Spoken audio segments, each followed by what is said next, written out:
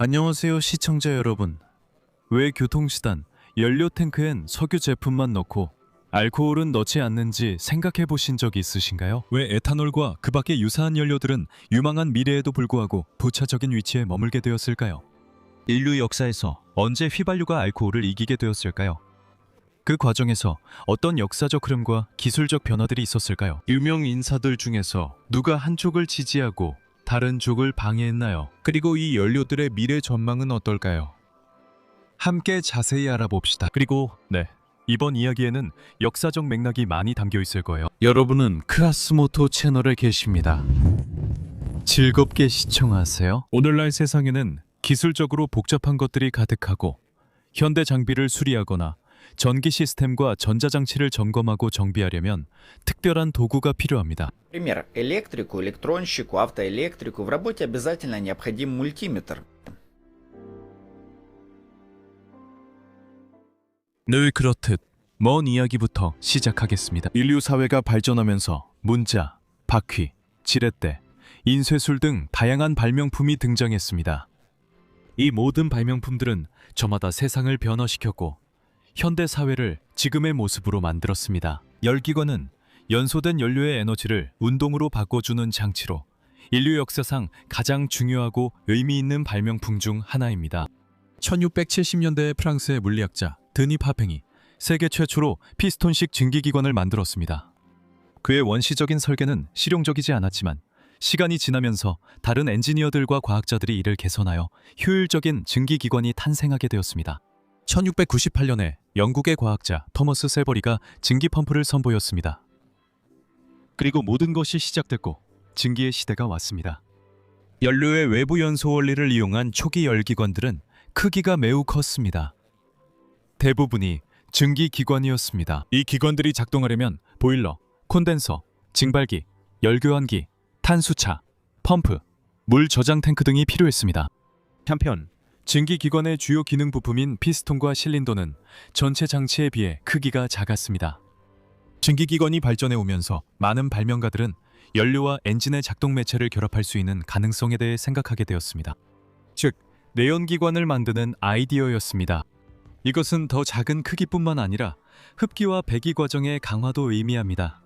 자, 외연기관은 말하자면 뭐든지 타는 것. 석탄이든 장작이든 연료로 사용할 수 있었지만 내연기관의 경우 엔지니어들에게는 쉽지 않은 과제가 주어졌습니다. 연료와 산소가 포함된 공기가 필요한 양만큼 규칙적이고 제때 실린더로 들어가서 제대로 연소되고 일을 하도록 해야 했습니다. 이 경우 연료로서 가장 실용적인 것은 가연성 액체와 가스였습니다. 그리고 내연기관 설계와 발전 분야의 진보는 다양한 연료, 합성 연료를 포함한 여러 연료의 발견과 사용과 밀접하게 연관되어 있습니다. 연료, 공기 혼합물이 연소될 때 생성되는 작동 유체의 조성, 발열량, 연소 속도, 그리고 사이클의 파라미터와 압축비는 사용된 연료에 따라 달라집니다. 이러한 연료가 엔진의 질량, 크기, 출력 성능에 상당 부분 영향을 미칩니다. 그리고 내연기관이 처음으로 사용한 연료는 앞으로 이 이야기에서는 그냥 내연기관이라고 부르겠습니다.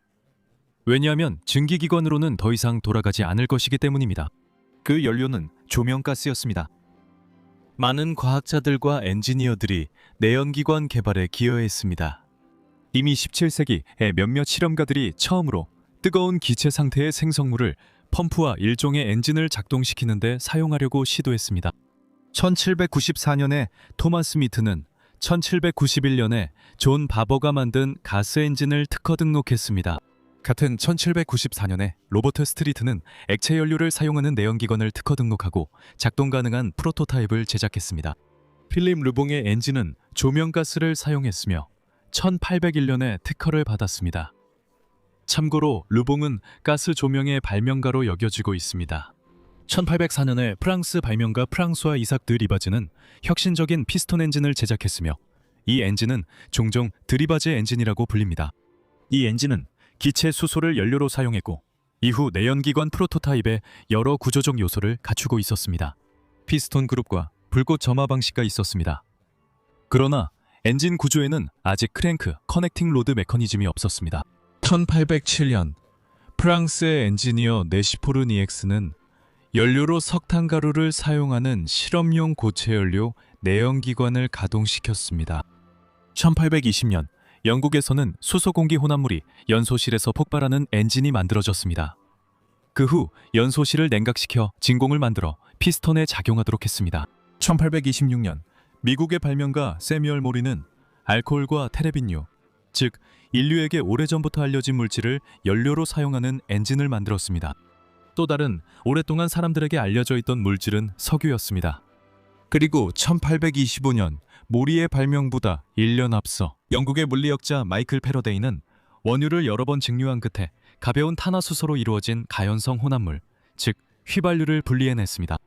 이 석유가 한 동양 국가에서 들여온 것이었기 때문에 처음에는 자바의 향료 또는 향기로운 물질이라는 이름이 붙여졌습니다.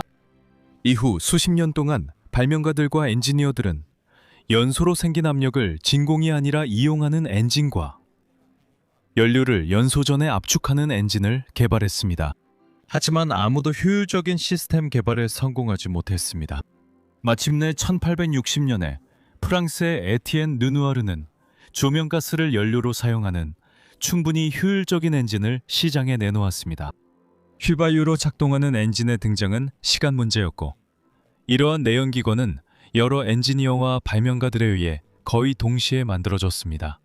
1879년에 카를 벤츠는 신뢰할 수 있는 이행정 휘발유 엔진을 특허 등록했습니다.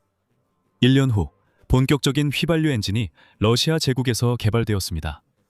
그 발명가는 오스트리아 헝가리 제국의 신민인 세르비아인 오그네슬라브 코스토비치였습니다. 신세계에서 휘발유 엔진과 최초의 휘발유 자동차를 만든 선구자는 찰스 듀리아입니다. 듀리아는 벤츠 또는 다임러의 고정식 엔진을 보았습니다. 1886년 오하이오주 박람회에서 다임러 마이바흐의 고정식 엔진을 보고 자신만의 엔진을 만들겠다는 열망을 품었습니다. 1891년이 되자 그는 프로젝트를 완성했고 그의 형제 프랭크와 함께 자동차를 만들었습니다. 보시다시피 역사적으로 다양한 종류의 연료가 엔진 제작자와 자동차 운전자들의 선택을 두고 경쟁하게 되었습니다. 각각의 연료는 장점과 단점을 모두 가지고 있었습니다. 그리고 주요 경쟁은 알코올과 휘발유 사이에서 벌어질 것입니다. 고전적인 행정 내연기관은 1876년에 독일의 독학으로 기술을 익힌 설계자인 니콜라우스 오토에 의해 독일에서 처음 조립된 것으로 여겨집니다. 이 엔진은 금속 가공 산업에서 고정식으로 사용하기 위해 설계되었으며 순수 에탄올, 즉 쉽게 말해 알코올로 작동했습니다. 그 전에 1863년에 오토는 가스 엔진으로 실험을 했었습니다. 그 당시 휘발유 상황은 어땠나요? 19세기 말에 휘발유를 사용하는 유일한 방법은 소독제나 얇은 레이스 같은 것을 세척하는 용도로 쓰는 것이었습니다. 실제로 휘발유는 등유 생산의 부산물이었고 지금처럼 주유소에서 구할 수 있는 것이 아니라 약국이나 잡화점에서 구할 수 있었습니다. 반면 알코올은 훨씬 더 널리 퍼졌습니다. 이 연료는 매우 유망했습니다. 밝고 고른 연소 과정, 연기나 강한 냄새도 없었습니다. 황이나 납의 산화물도 전혀 없고 배출되는 것은 이산화탄소와 물뿐이었습니다. 에탄올은 중세 유럽에서 이미 만들 줄 알았고 간단한 증류기는 연금술사의 기본 장비였습니다. 더 나아가 이런 장치는 어지간한 가정집이라면 꼭 갖추는 물건이었습니다. 그리고 생산되는 제품의 양은 오직 선택한 원재료의 양에만 달려 있었습니다. 그리고 원재료는 곡물, 과일, 베리, 나무토밥 등 무엇이든 될 수 있었습니다. 알코올은 오랜 세월 사람들에게 빛, 따뜻함, 좋은 기분을 주었습니다. 19세기에는 알코올 연료가 거의 모든 곳에서 사용되었습니다. 그것으로 음식을 만들고 방을 밝히기도 했습니다. 심지어 학교 화학교실에서 사용하는 전통적인 알코올 램프조차도 위대한 과학적 발견의 시대에 이러한 장치들이 대중적으로 사용되었던 전통을 기리는 것입니다. 엔진 제작자들도 알코올을 선호했습니다.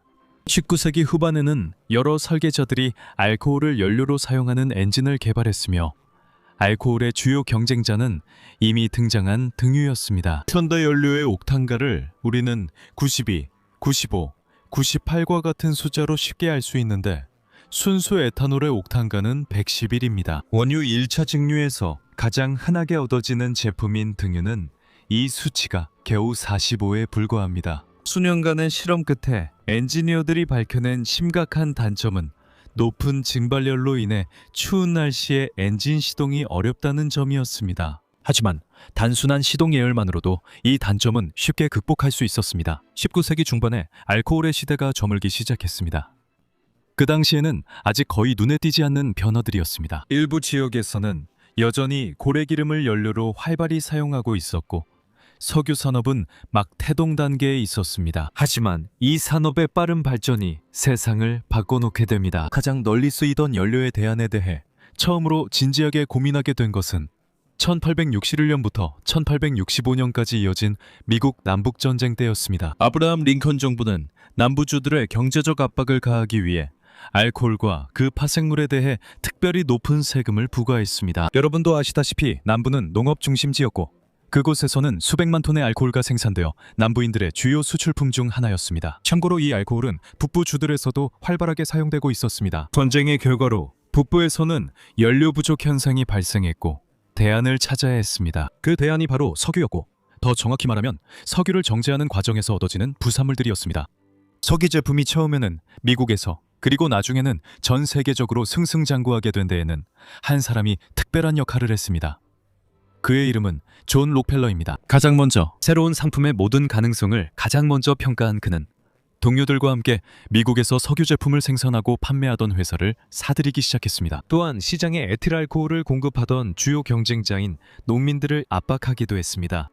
그 결과 1870년경 그의 회사는 미국 에너지 시장의 95% 이상과 관련 수출의 90%를 장악하게 되었습니다. 그 시절 석유에서 얻는 주요 제품은 등유였습니다. 생산 초기에는 나머지 부산물들은 모두 땅에 그냥 버려졌습니다. 하지만 록펠러는 곧 생산 과정을 최적화했습니다. 이제 휘발유는 정유 공장에서 연료로 사용되었고 나프타, 역청, 바셀린 등도 활용되었습니다. 건설 및 기타 산업 분야에서 활용되었습니다. 처음에는 해마다 채굴된 석유의 가격이 점점 낮아졌다는 점을 주목할 필요가 있습니다. 1859년 펜실베이니아 유전에서 나온 최초의 석유는 배럴당 약 18달러에 거래되었습니다. 1년 후에는 이미 9.5달러로 떨어졌고 1861년에는 채굴량이 급격하게 증가하면서 가격은 49센트까지 떨어졌습니다. 그리고 이후에 존 록펠러는 값싼 원료를 확보하고 석유 제품 생산 과정을 대폭 최적화하여 등유의 가격을 낮추는 데 성공했습니다. 존 록펠러는 미국인들이 저렴하고 편리한 석유 공급 인프라에 익숙해지도록 만들었고 이후 점차적으로 자신의 상품 가격을 올리기 시작했습니다. 그 결과 그는 엄청난 부를 얻게 되었습니다. 1911년에 존 록펠러는 독점 금지법에 따라 자신의 사업을 34개의 소규모 회사로 분할해야 했지만 실제로는 독점이 단지 그림자 속으로 숨어버렸을 뿐이었습니다. 록펠러는 34개 모든 회사에서 지분의 과반수를 소유하고 있었고 계속해서 자본을 늘려갔습니다. 거의 모든 대형 미국 석유 회사들은 바로 스탠다드 오일에서 비롯되었습니다. 그 중에는 쉐브론도 있었습니다. 역사적으로 그렇게 된 것입니다. Врон. Так исторически 19세기 중반에는 러시아와 미국만이 확인된 석유 매장량을 보유하고 있었습니다. 다른 모든 나라들은 난방과 조명을 위해 전통적인 자원인 목재, 석탄, 이탄, 밀랍, 에탄올을 사용했습니다. 유럽에서 알코올 함유 액체의 주요 공급국은 항상 프랑스였습니다. 영국은 석탄 산업과 석탄에서 파생된 가스에 강했습니다. 독일은 화학 분야의 첨단 과학 성과를 성공적으로 적용했습니다. 바로 그곳에서 합성 휘발유와 바셀린이 만들어졌습니다. 그리고 유럽의 오래된 연료 시장을 뒤흔든 것은 노벨 형제들 로베르트, 알프레드, 루드비히였습니다. 이 세 사람은 유망한 석유 시장과 러시아 남부의 석유 매장지에 주목했습니다. 1873년에 형제들은 석유 채굴과 유럽 시장으로의 제품 운송을 시작했습니다. 심지어 바쿠에서 바툼까지 송유관도 건설했습니다. 벌어들인 돈을 석유화학 산업 발전에 투자하면서 이들은 생산된 석유 제품의 정제 수준을 대부분의 다른 기업가들이 도달할 수 없는 수준까지 끌어올렸습니다. 블라디미르 시오프가 개발한 석유 열분해 기술 덕분에 그 당시 가장 높은 옥탄가의 휘발유를 생산하고 판매할 수 있게 되었습니다. 록펠러의 이 시장 장악 시도는 실패로 끝났습니다. 자동차 산업의 선구자들도 휘발유와 등유의 대중화에 큰 기여를 했습니다. 먼 1881년 니콜라우스 오토가 설립한 도이치 에이지의 한 숙련된 직원이 있었습니다. 47세의 고틀리프 다임러는 새로운 지점 개설 문제를 조사하기 위해 러시아로 파견되었습니다. 고틀리프 다임러와 루드비히 노벨의 역사적인 만남은 1881년 가을 니즈니노브고로드 박람회에서 이루어진 것으로 여겨집니다. 루드비히 노벨은 바쿠에서 석유 채굴을 주도하던 노벨 가문의 일원이었습니다. 이 두 사람은 공통점이 많았고 서로 친해졌습니다. 다임러는 새로운 아이디어에 사로잡혀 독일로 돌아왔습니다. 그는 오토의 회사에서 곧바로 퇴사하고 재능 있는 젊은 엔지니어 비렐름 마이바흐와 함께 슈투트가르트에서 자신의 회사를 설립합니다.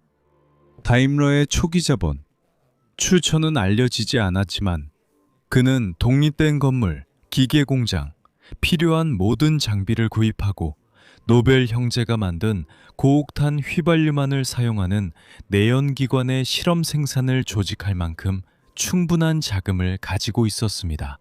같은 시기 도이츠, 다임러, 마이바흐 작업장에서 그리고 벤츠의 회사에서도 몇 가지 효율적인 휘발유용 카뷰레터가 발명되었습니다. 1882년부터 발명가들은 소형이지만 매우 강력한 동력 장치들을 연속적으로 만들어냈고 이 장치들은 바퀴가 달린 어떤 구조물도 움직일 수 있게 했습니다. 두 바퀴부터 시작했습니다.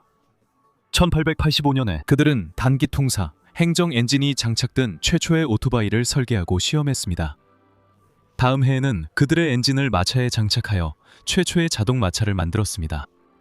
1887년 여름에 일어난 재미있는 사건이 이 회사의 특별한 상업적 성공에 도움이 되었습니다. 가솔린 엔진이 장착된 모터보트의 주행 시험 중에 비렐름 마이바흐는 우연히 인기 있는 노젓는 보트 대회인 마인 레가타가 열리는 구역으로 들어가게 되었습니다. 마이바흐는 모두를 앞질러 해질 무렵 멀리 떠났습니다. 그리고 바로 다음 날 회사 건물 앞에는 같은 보트나 적어도 엔진이라도 사고 싶어하는 사람들이 줄을 섰습니다. 다임러와 마이바흐의 제품은 모든 주요 세계 박람회에 참가했고 항상 수상자 명단에 올랐습니다. 그리고 이 모든 일에는 노벨 형제들의 참여가 있었습니다. 발명가들에게 진정한 승리는 1888년 파리 만국 박람회에서 찾아왔습니다. 그곳에서 그들은 새로운 자주식 마차를 선보였습니다. 역사상 최초의 V형 2기통 엔진을 장착했으며 출력은 무려 1.5마력에 당시로서는 놀라운 900rpm의 회전수를 자랑했습니다. 전시회에서 고틀리프 다임러와 비렐름 마이바흐는 금메달을 받을 뿐만 아니라 젊은 프랑스 기업가들의 제품에 엔진을 장착하기 위해 프랑스에 엔진을 공급하는 매우 유리한 계약도 체결했습니다. 아르망 푸조와 르노 형제들입니다. 또 다른 매우 유명한 발명가이자 엔지니어는 칼 벤츠였습니다. 1886년 15년간의 연구 끝에 칼 벤츠는 모터바겐이라 불리는 자주식 3륜차에 대한 특허를 받았습니다. 이 차량은 1.7리터 배기량에 0.8마력의 4행정 엔진으로 움직였습니다. 이 엔진은 연료로 개량된 형태의 등유인 리그로인을 사용했습니다. 여러분은 카를 벤츠의 아내 베르타 벤츠가 남편 몰래 아들들과 모터바겐을 타고 어머니 집으로 여행한 이야기를 들어보셨을 겁니다. 결국 베르타는 역사상 최초로 자동차 여행을 한 셈이죠. 그녀는 12시간 만에 106km를 주파했습니다. 여행 도중에 베르타는 여러 번 약국에서 휘발유를 사서 모터바겐에 주유했습니다. 이 용감한 여성의 행동은 훌륭한 홍보가 되었고 20세기 초가 되자 카르 벤츠의 회사는 세계 자동차 산업에 인정받는 선도주자 중 하나가 되었고 1900년까지 총 약 600대의 자동차를 생산했습니다. 그런데 여러분은 조명가스와 열분해 방식으로 활발히 생산된 기타 가스들에도 나름의 가능성이 있었다는 사실을 알고 계셨나요? 이 분야에서는 영국인들이 성공을 거두었고 전반적으로 조명가스는 도시에서 꽤 편리했습니다. 이 자동차들 지붕 위에 거대한 주머니가 달려있는 걸 보세요. 이 장비들은 가스를 연료로 사용했고 도시는 잘 발달된 가스 인프라로 연료 보충이 편리했습니다. 하지만 시골에서는 가스 자동차 연료 보충에 문제가 있었습니다. 이런 경우에는 운송 측면에서 훨씬 더 실용적인 연료였던 휘발유와 알코올이 확실히 유리했습니다. 여러분이 로펠러와 노벨 형제가 가난한 농부들의 알코올 생산을 방해한 나쁜 사람이라 생각했다면 성급히 결론 내리지 마세요. 이야기에는 나쁜 사람이 더 많고 선악이 명확히 구분되지 않으며 모두 회색지대에 있습니다. 어쨌든 어떤 생산자든 자신의 이익을 지키려고 할 것입니다. 예를 들어 영국의 대형 가스 제조 공장과 가스 인프라 소유주들은 오랜 시간 동안 연료 대체제를 가진 어떤 경쟁자도 초기에 억압해왔습니다. 그들은 자신의 사업에 막대한 금액을 투자했고 오직 한 가지, 즉 자신의 자본 성장을 갈망했기 때문입니다. 그리고 자동차 산업의 전설적인 인물인 헨리 포드. 자동차 대량 생산을 실현하고 이를 위해 컨베이어 조립 방식을 도입한 그는 알코올의 큰 지지자였습니다. 내연기관 차량의 연료로서 말이죠. 1890년대 포드는 내연기관 엔진을 실험했습니다. 1896년 6월 4일 그는 자신이 쿼드리사이클이라고 부른 작은 사륜 차량으로 첫 번째 시험 주행을 했습니다. 그리고 이 쿼드리사이클의 엔진은 에탄올로 작동했습니다. 1908년 헨리 포드는 자신의 유명한 모델 T를 출시했습니다. 이 자동차는 역사상 최초의 대량 생산 차량으로 휘발유, 에탄올, 그리고 두 연료의 혼합물로도 작동할 수 있었습니다. 포드의 철학은 다임러와 벤츠의 생각과는 다소 달랐습니다. 여러분이 기억하시겠지만 1861년 미국 남북전쟁이 시작되면서 주정에 대한 높은 세금이 부과되었습니다. 정확히는 갤런당 2달러 8센트였습니다.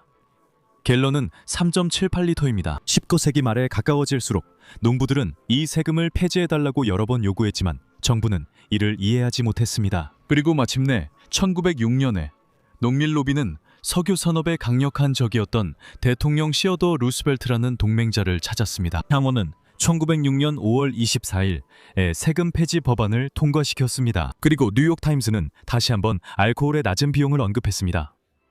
옥수수로 만든 것은 14센트, 당밀로 만든 것은 9.5센트였습니다. 등유와 휘발유의 높은 가격, 즉 각각 18센트와 22센트에 비하면 저렴했습니다. 승리감에 찬 농업주 출신 상원 의원들은 모든 농부가 저렴한 가격으로 난방, 조명, 전기를 공급받기 위해 증류기를 가질 수 있다고 선언했습니다. 하지만 1년 만에 텍사스에서 대규모 석유 매장지가 발견되어 개발이 시작되었고 그 결과 휘발유와 등유의 가격이 하락하게 되었습니다. 두 연료의 가격 정책을 살펴보면 20세기 오랜 기간 동안 알코올은 항상 휘발유보다 30-40% 정도 더 비쌌습니다. 농부 가정에서 태어난 헨리 포드는 자신의 대중적이고 저렴한 자동차의 연료로 알코올이 아주 적합하다고 생각했습니다. 특히 시골 지역에서는 이런 철학 덕분에 주유소를 따로 지을 필요조차 없었습니다. 웬만한 농부라면 누구나 간단한 방법으로 농산물 원료에서 자신의 자동차에 쓸 만큼 충분한 저렴한 연료를 만들 수 있었습니다. 포드의 아이디어를 토머스 에디슨과 알렉산더 그레이엄 벨도 지지했습니다. 유럽에서는 자체 석유 매장량이 적었기 때문에 에탄올을 홍보하는 사람들이 더 많았습니다. 1902년에 파리 박람회에서는 알코올과 휘발유를 섞은 혼합물을 연료로 사용하는 70개 이상의 카뷰레터 엔진이 전시되었습니다. 또한 박람회에서는 알코올 연료를 사용하는 다양한 가정용 기구들도 전시되었습니다. 다리미, 램프, 난로 등 여러 가지가 있었습니다. 그리고 독일에서는 1914년에서 1915년 당시 거의 모든 자동차가 순수 알코올로 작동할 수 있도록 개조될 수 있었습니다. 일부 역사학자들은 발달된 알코올 산업이 없었다면 독일이 전쟁에서 더 빨리 패배했을 것이라고 봅니다. 독일인들은 감자와 사탕물을 원료로 사용하여 성공적인 알코올 산업을 구축했습니다. 이 산업은 프랑스에서도 발전했습니다. 1930년대 이전까지 많은 유럽 국가에서는 휘발유의 10-20%의 알코올을 첨가했습니다. 알코올의 원료는 농산물부터 목재까지 다양했습니다. 석유 공급이 상당히 불규칙했던 열대 국가들과 광산이나 공장과 같은 밀폐된 환경에서는 종종 알코올 엔진이 선호되었습니다. 포드의 선호와 로펠러가 휘발유를 주요 자동차 연료로 만들고자 했던 욕망 사이에 치열한 경쟁에는 흥미로운 역사가 있습니다. 미국에서 1919년부터 1933년까지 시행된 금주법이 알코올 산업을 억제하기 위한 목적도 있었다는 의견이 있습니다. 금주법에는 여러 가지 전제가 있었는데 그중 하나는 국민들 사이에 심각한 음주 문제였습니다. 하지만 우리 모두 성인이기 때문에 잘 알고 있듯이 어떤 금주법도 국민들을 알코올 중독에서 벗어나게 하지는 못했습니다.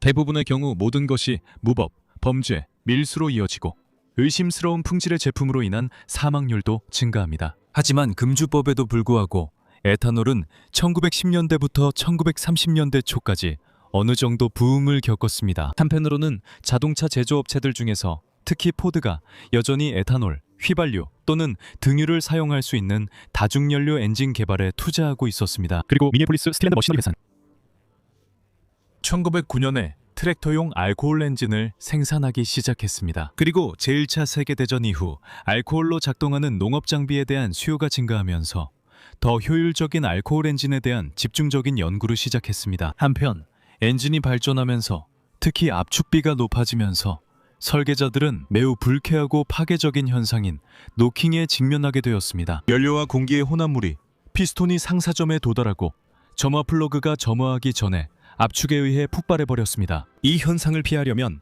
옥탄가가 더 높은 연료를 사용해야 했습니다. 그리고 1910년대에는 여러 연구소와 개별 과학자, 엔지니어들이 알코올과 휘발유 혼합물로 실험을 진행했습니다. 그리고 알코올은 매우 유망한 결과를 보여주었습니다. 제너럴 모터스에서는 찰스 캐터링과 토마스 미즐리가 이 문제를 해결하기 위해 노력했습니다. 이 두 사람은 휘발유의 약 10% 정도의 알코올을 첨가하면 옥탄가를 높일 수 있다는 결론에 도달했습니다. 스탠다드 오일조차도 한때 옥탄가를 높이기 위해 휘발유에 알코올을 첨가한 적이 있습니다. 미즐리와 캐터링은 이 방법을 특허로 등록할 수 없는 것으로 드러났습니다. 그리고 1921년 에 토머스와 찰스는 처음으로 테트라에틸납의 안티노킹 효과를 발견합니다. 이 발견에도 불구하고 캐터링은 여전히 알코올 연료에 큰 열정을 가지고 있었습니다. 하지만 상사들은 다르게 결정했고 테트라에틸납에 우선권을 주었습니다. 이 결정은 GM의 연구에 의해 뒷받침되었는데 그 연구에 따르면 완전히 알코올로 전환하려면 전체 식량 생산량의 약 46%를 에탄올로 가공해야 한다고 했습니다. 몇 가지 수치 알려드리겠습니다. 1921년 알코올 산업은 연간 1억 갤런의 산업용 알코올을 생산했습니다. 이는 미국 기준입니다. 그런데 연료 시장을 위해서는 83억 갤런을 생산해야 했습니다. 전반적으로 계산해보면 옥수수와 사탕수수의 유휴 경작지로 충분했겠지만 이런 생산량 증가는 식량 시장에 부정적인 영향을 미쳤을 것입니다. 그리고 GM은 수년간의 자체 연구를 부정하며 오직 남만이 노킹 문제를 해결할 수 있다고 주장했습니다. 1923년 미국의 새 대기업인 제너럴 모터스, 듀폰, 스탠다드 오일이 합작 회사인 에틸가솔린 코퍼레이션을 설립했습니다. 이 제품은 에틸이라는 상표명으로 판매되었습니다.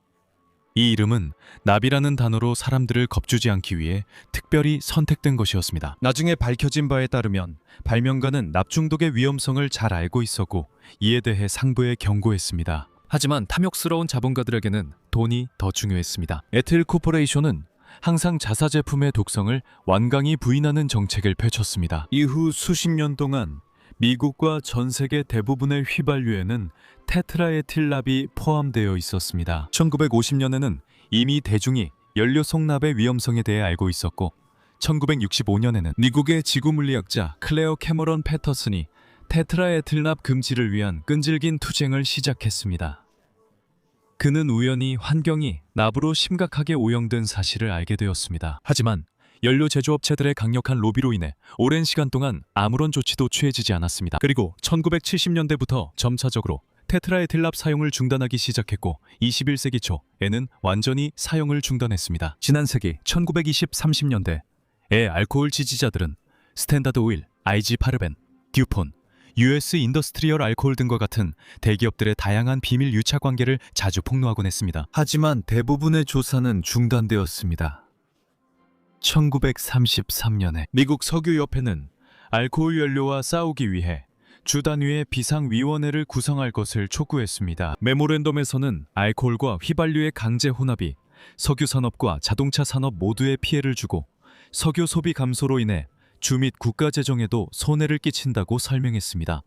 그리고 유일하게 이득을 보는 사람들은 증류업자들과 알코올을 운송하게 될 철도회사들, 그리고 완전히 새로운 사기 기회가 열리는 밀주업자들 뿐일 것이라고 했습니다. 제2차 세계대전 기간 동안 여러 국가들은 대체 연료를 다시 떠올릴 수밖에 없었고 석유업계가 알코올과의 싸움에 온 힘을 쏟았음에도 불구하고 미국 역시 예외는 아니었습니다. 군수산업계획 확대와 함께 알코올 필요성이 분명해졌습니다. 그리고 1942년까지 주정산업은 연간 6억 갤런의 생산 능력에 도달했습니다. 전쟁이 끝날 무렵 휘발유가 다시 저렴하게 공급되기 시작했습니다. 또 한 번의 대체연료 붐은 1973년 연료 위기가 시작되면서 일어났습니다. 그때 원유 한 배럴 가격은 1973년에 $3.89에서 1980년에는 21달러 59센트로 올랐습니다. 그 힘든 시기에 많은 나라들이 바이오 연료 분야에 더 많은 관심을 기울이기 시작했습니다. 하지만 에탄올을 중심으로 한 가장 성공적인 대규모 에너지 계획은 라틴 아메리카에서 실행되었습니다. 브라질에서였습니다. 1976년부터 브라질에서는 법에 따라 휘발유의 에탄올을 10%에서 25%까지 혼합해야 했습니다. 1979년 이탈리아 자동차 제조업체 피아트는 브라질 공장에서 최초로 시판된 자동차인 피아트 147을 출시했습니다. 이 차량은 100% 에탄올을 연소할 수 있도록 설계된 4기통 자동차 엔진을 장착하고 있었습니다. 1970년대부터 미국에서는 애슐랜드, 체브론, 베이컨, 텍사코와 같은 여러 연료 회사들이 에탄올을 휘발유 첨가제로 다시 주목하기 시작했습니다. 그때부터 지금까지 미국과 일부 다른 나라에서는 정부가 휘발유에 에탄올을 첨가하고 바이오 디젤 생산을 장려하고 있습니다. 이번 장에서는 에탄올을 사용하는 내연기관의 작동 특징, 알코올의 장단점, 그리고 이 연료의 향후 전망에 대해 간략히 살펴보겠습니다. 여러분도 아시다시피 엔진의 실린더에는 연료 공기 혼합물가 들어가며 이 혼합기에는 공기와 연료가 일정한 비율로 포함되어야 합니다. 무연 휘발유의 경우 이 비율이 14.7대 1이라면 메탄올은 6.5대 1, 에탄올은 9대 1입니다. 이것은 같은 양의 에너지를 얻기 위해 알코올은 휘발유보다 더 적은 산소가 필요하다는 것을 의미합니다. 또한 알코올의 장점으로는 친환경적이라는 점과 지게가 휘발유에서 알코올로 전환하기가 쉽다는 점이 있습니다. 특히 휘발유에 20%의 알코올을 첨가할 경우 엔진 설정을 조정할 필요가 없습니다. 알코올로 작동하는 엔진의 오일은 더 오래 사용되며 엔진 자체도 덜 뜨거워집니다. 오늘날 알코올은 꽤 저렴하며 휘발유와 경쟁할 수 있습니다. 겉보기에는 상당히 장밋빛 전망처럼 보입니다. 하지만 이제 부정적인 측면을 살펴보겠습니다. 알코올은 항노크성이 높은 대부분의 연료처럼 발열량이 더 낮습니다. 즉 1리터의 알코올이 연소될 때 생성되는 에너지는 1리터의 휘발유보다 적습니다. 하지만 이 요인은 엔진 효율이 증가함에 따라 완화됩니다. 알코올 연료를 사용할 때는 저온에서 엔진 시동이 더 어려워집니다.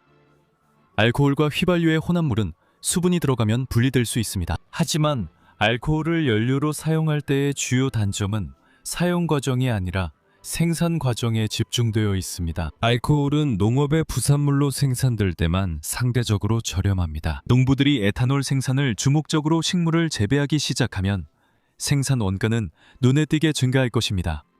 현대 농업이 그다지 친환경적이지 않다는 점도 기억해야 합니다. 처음부터 넓은 땅이 특정 품종의 식물을 재배하기 위해 사용됩니다. 그곳에는 비료가 뿌려지고 해충으로부터 수확물을 보호하기 위해 농약이 살포됩니다. 들판에는 배기가스와 브레이크 패드 맘으로 오염을 유발하는 농기계가 있습니다. 알코올 산업을 위한 식물성 바이오매스 재배는 식량 생산과 경쟁하게 됩니다. 드라마 소프라노스 대사처럼 말하자면 땅을 사세요. 다른 방법이 있겠어요? 신은 더 이상 땅을 만들지 않으니까요. 이건 윌 로저스가 한 말입니다. 그리고 전 세계적으로 비옥한 토양의 양은 한정되어 있고 비합리적인 사용과 기타 요인들로 인해 점점 줄어들고 있습니다. 인류에게 알코올 연료가 얼마나 필요할까요? 전 세계 석유 제품 생산 통계를 살펴봅시다. 2022년 한 해 동안 13억 4천만 톤의 휘발유와 13억 7천만 톤의 디젤이 생산되었습니다. 같은 해 전 세계적으로 8,150만 톤의 에탄올이 생산되었습니다. 전체 생산량 중 55%는 미국에서 그리고 약 30%는 브라질에서 생산되었습니다. 이제 휘발유에만 집중해 봅시다. 알코올 산업의 생산량은 전 세계 소비량의 겨우 6%만을 충당합니다. 좀 더 현실적인 목표를 세워봅시다. 예를 들어 전 세계 모든 주유소에서 20%의 알코올과 80%의 휘발유가 혼합된 연료를 제공하고 싶다고 가정해 봅시다. 우리의 계획을 실현하려면 매년 2억 6,800만 톤의 알코올이 필요하고 추세를 보면 해가 갈수록 그 양이 조금씩 더 늘어날 것입니다. 이는 현재 생산량의 3.2배 수준에 해당합니다. 이 표에서 여러분은 다양한 원료로부터 얻을 수 있는 에탄올의 평균 수율을 볼 수 있습니다. 우리의 소박한 목표를 달성하기 위해 부족한 1억 8,500만 톤의 알코올을 가장 효율적인 농작물인 옥수수를 사용해서 채우겠습니다. 옥수수의 전 세계 평균 수확량은 헥타르당 5.5톤, 즉 평방 킬로미터당 550톤입니다. 훌륭합니다. 우리는 단지 115만 7천 제곱킬로미터의 땅만 경작하면 됩니다. 큰 숫자는 종종 이해하기 어렵기 때문에 비교해 봅시다. 이 면적은 콜롬비아 같은 나라의 면적과 같거나 프랑스의 2배에 해당합니다. 그리고 모든 농작물의 평균 수확량이 원료 1톤당 약 100kg이라고 가정하면 우리는 인도 면적에 해당하는 땅을 경작해야 합니다. 일부 시청자들은 메탄올도 있다는 것을 기억할 것입니다. 네, 있습니다. 그리고 연간 약 1억 7천만 톤 정도 생산되며 그중 절반 이상이 중국에서 생산됩니다. 하지만 오늘날 메탄올의 대부분은 화학적 합성을 통해 생산되고 소량만이 목재의 건류를 통해 얻어집니다. 참고로 메탄올 이야기가 나와서 말인데, 메탄올은 다양한 종류의 레이싱 차량에 오랫동안 훌륭한 연료로 사용되어 왔습니다. 이미 말씀드렸듯이 메탄올이 연소되기 위해서는 공기가 적게 필요하고 메탄올 엔진의 압축비는 15대 1에서 16대 1까지 도달할 수 있어서 더 높은 출력을 낼 수 있습니다. 보시다시피 휘발유를 알코올로 대체하는 것은 쉽지 않습니다.